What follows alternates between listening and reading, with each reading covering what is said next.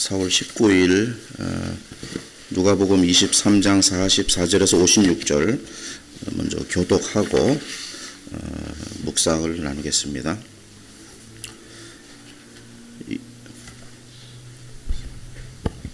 44절 제가 먼저 읽습니다. 어느덧 낮 12시쯤 되었는데 어둠이 온 땅을 덮어서 오후 3시까지 계속되었다. 예수께서 큰 소리로 부르짖어 말씀하셨다. 아버지, 내 영혼을 아버지 손에 맡깁니다. 이 말씀을 하시고 그는 숨을 거두셨다.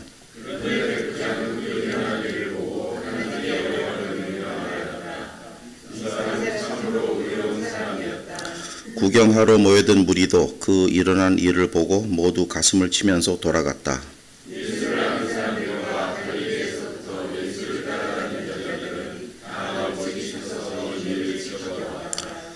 요셉이라는 사람이 있었는데 그는 공의회 의원이고 착하고 의로운 사람이었다.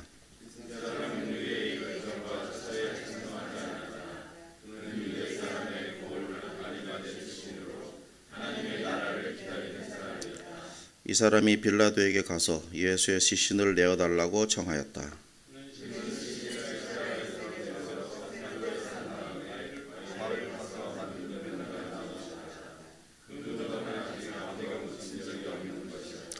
그날은 준비일이고 안식일이 시작될 무렵이었다.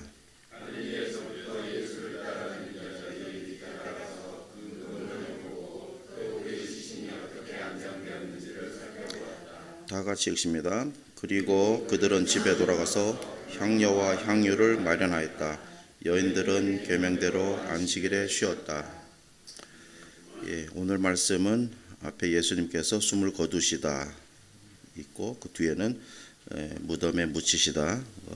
요셉이라는 사람이 시신을 받아서 무덤에 모시는 이렇게 두 가지 이 사건이 나오는데요. 저는 오늘 큐티 말씀을 나눌 주제는 그 말씀의 주제는 예수님이 아버지께 자신을 의탁하시고 운명하시다. 그 구절을 46절을 중심으로 묵상을 나누겠습니다. 오늘의 말씀은 십자가에 달리시는 날의 이야기로 시작합니다.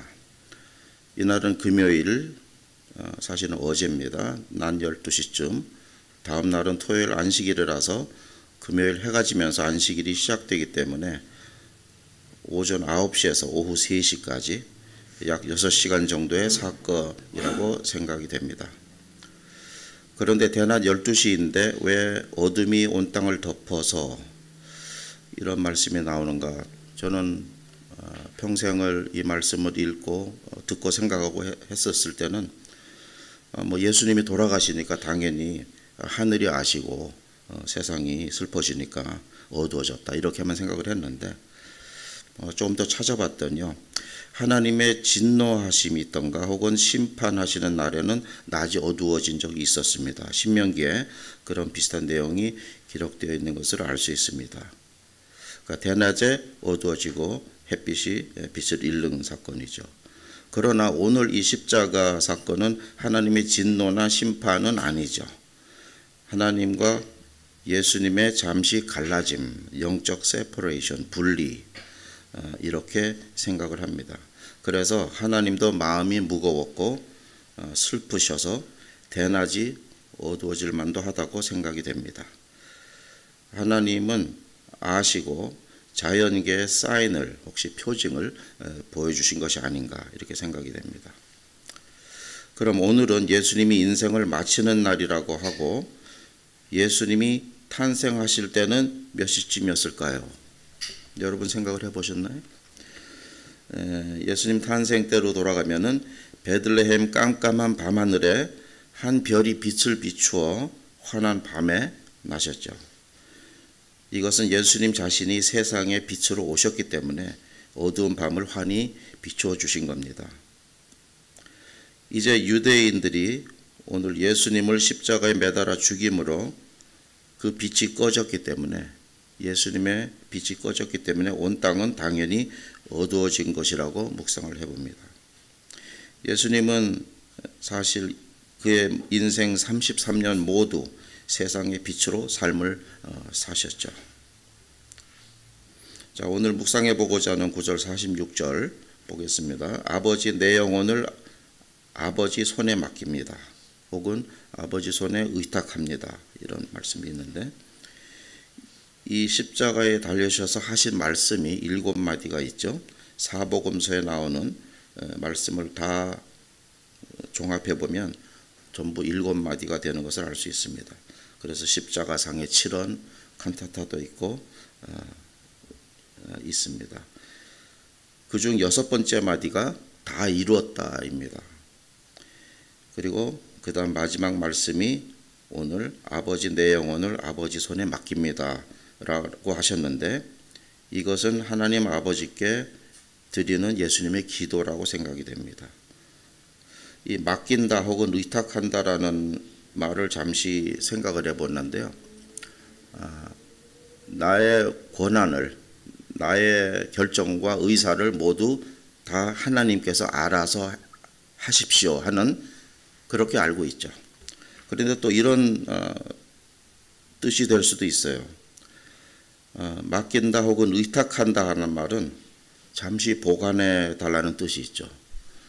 여러분 주로 전당포에 물건 맡겼다가 돈 좀 받았다 쓰고 또 돈이 준비가 되면 다시 주고 물건 찾아오는 의탁, 이제 그런 생각이 제가 들어서 얘기를 하는데, 그럼 예수님이 잠시 보관해 달라는 뜻으로 내 영혼을 아버지 손에 의탁한다고 하셨다면은 훗날 다시 찾으러 온다는 뜻이 아닌가.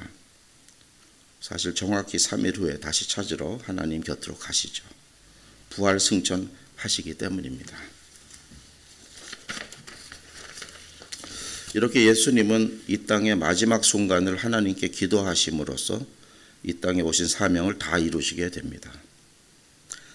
또 46절에 큰 소리로 부르짖고 숨을 거두셨다라고 기록되어 있는데, 역사의 기록에 하면은 이 많은 십자가의 죽음들이 몇 시간에 끝나는 것이 아니고 며칠씩 간다고 합니다.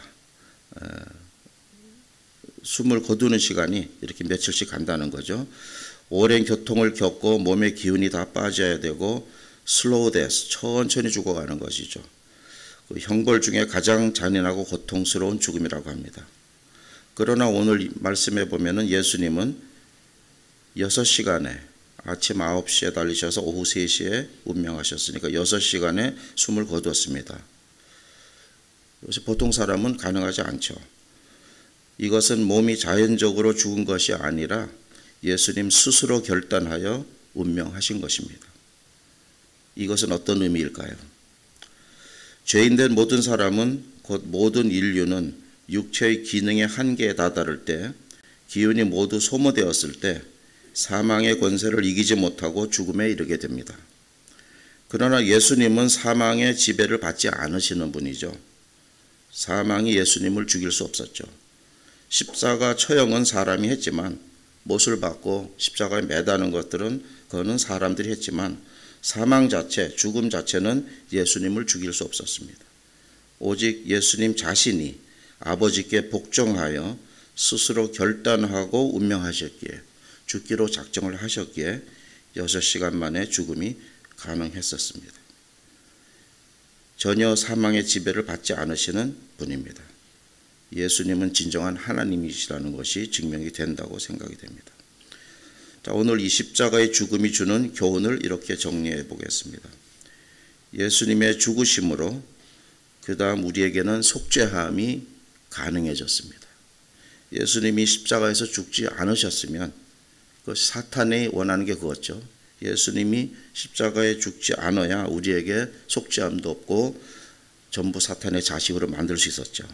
그러나 죽으심으로 예수님이 복종하시고 순종하시고 결단하셔서 운명하심으로써 우리에게는 속죄함이라는 것이, 죄를 속하는 것이 이루어졌습니다. 자, 이 속죄함을 이루셨기에 제6권에서 외치셨죠. 다 이루었다. 바로 내가 할 일을 다 이루었고 속죄함을 이루었다는 그 말씀. 속죄함 다음에는 부활이 있습니다. 물론 내일 아침 부활하게 되지만은 그 부활로 말미암아 우리에게는 천국의 소망이 있습니다. 내일 새벽에 예수님은 부활하십니다.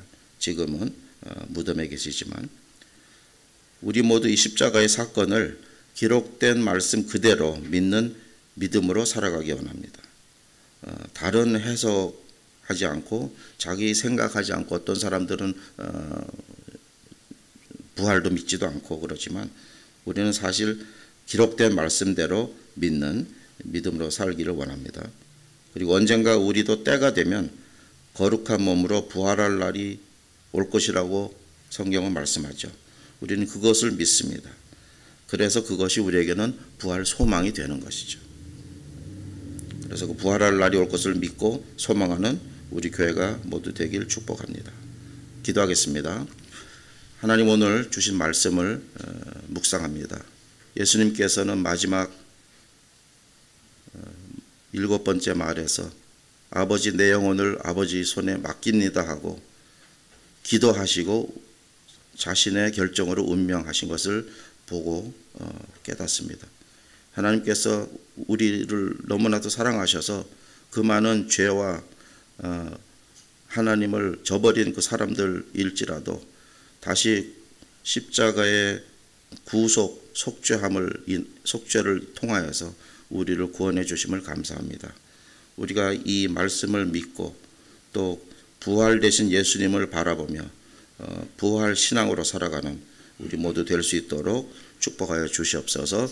감사하고 예수님 이름으로 기도합니다.